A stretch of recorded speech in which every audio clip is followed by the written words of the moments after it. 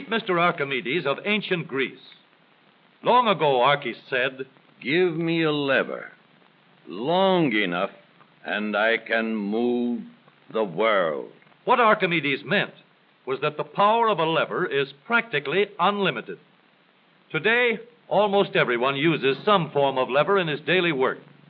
The familiar can opener is a lever with a sharp cutting edge. The playground seesaw is just a simple lever, too.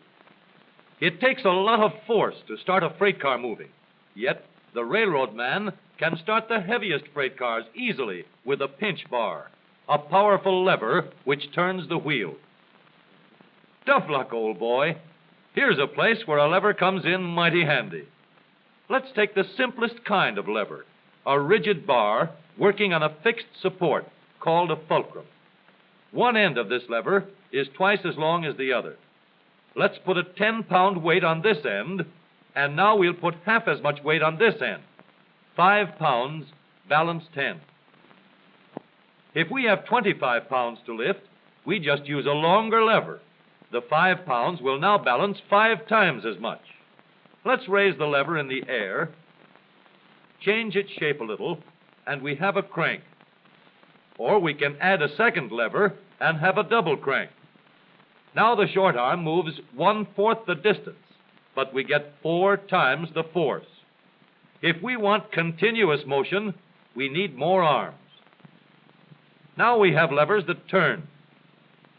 The larger paddle wheel makes fewer turns, but it delivers more force. A paddle wheel is nothing but a never-ending series of levers. We can make the wheels stronger and lessen friction where the wheels touch each other by rounding off the edges and shaping them into teeth that will slide in and out smoothly. Now, the power flows smoothly and continuously through spinning leverage of gear wheels. Gears are made in many kinds and many sizes. Little gears, big gears, worm gears, bevel gears, and even lopsided gears. Over 100 million gears are spinning over the roads in the transmissions of our automobiles.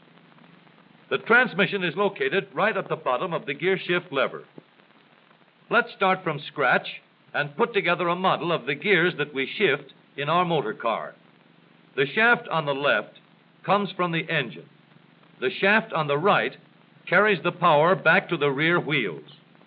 To connect these two with gears, we'll need another shaft, known as a counter shaft. These two gears carry the power from the engine shaft to the counter shaft and are always connected or in mesh. This gear on the drive shaft going to the wheels is free to turn around the shaft. We'll put it in mesh with another gear on the counter shaft. These gears are always in mesh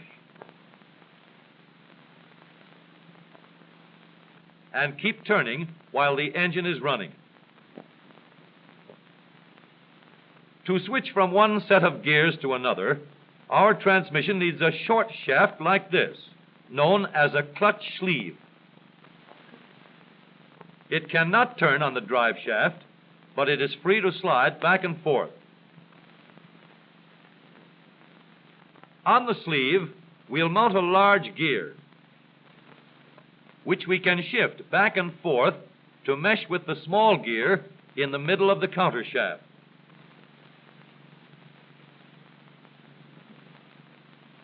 We are now in neutral.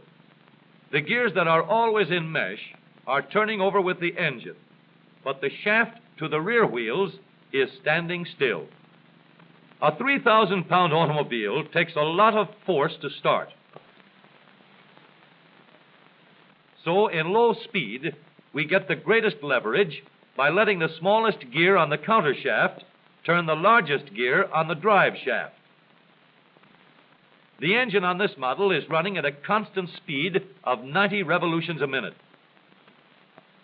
With low gears in mesh, the rear wheel is turning at 30 revolutions a minute, about 1/3 the speed of the engine, but with 3 times the force.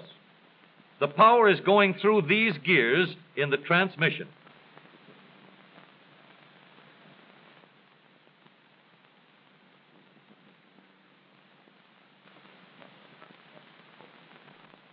After we've started the car rolling, we want fast pickup. So we shift into second by sliding the sleeve backward to mesh with this gear on the shaft to the rear wheels. The wheel is now turning at 60 revolutions a minute, and the power flows through these gears.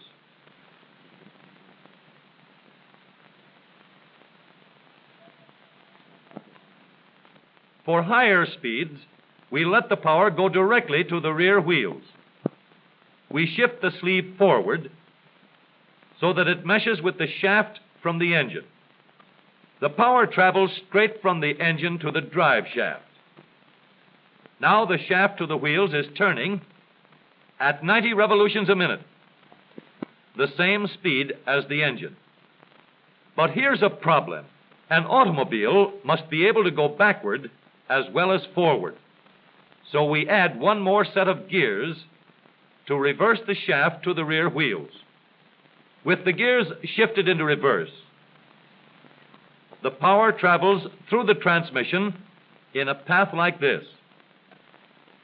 We now have 3 sets of spinning levers for going forward and 1 for reverse. With a gear shift lever, we can shift to any set of gears we wish.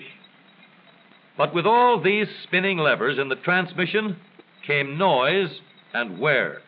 Experts could shift gears quietly by careful timing of the gear shift and the engine speeds, but most of us made plenty of noise until new engineering developments made possible the long series of improvements that followed.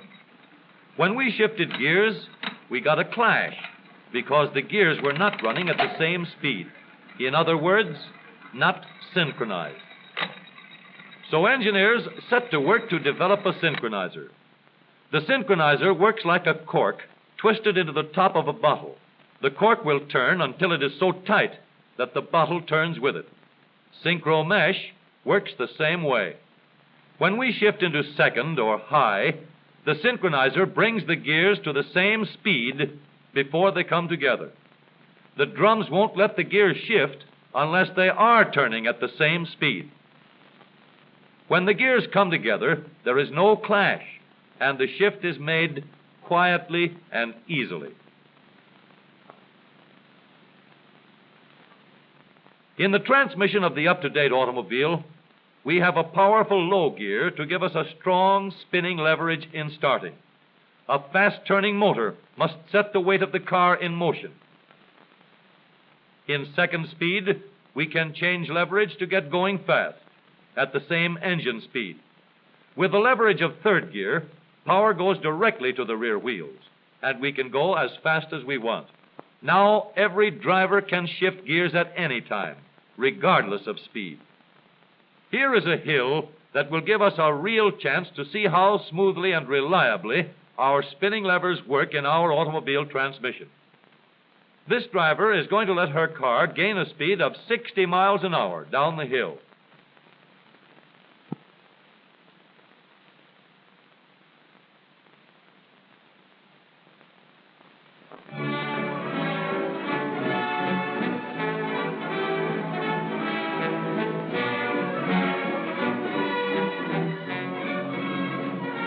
Then she will shift into second speed and bring her car easily and safely under control before it reaches the bottom of the hill.